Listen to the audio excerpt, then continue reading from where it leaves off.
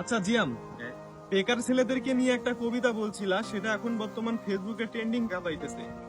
ওই কবিতাটা আবার একটু আমাকে শোনাও তো। শুনবা? হ্যাঁ। তুমিও শুনবা? আচ্ছা শোনো।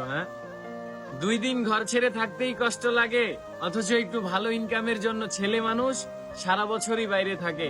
দেখবেন বরাবরই ফোন আলাপে সে হাসে। যদি জিজ্ঞেস করেন হাসো কেন, তার উত্তর, গাধার কি আর বয়স আছে। আসলে আমরা ছেলে মানুষেরা এমনই, যত কষ্টই হোক না কেন আমরা সহ্য করি। এজন্য আমরা বেঁচে থেকে বারবার মরতে পারি।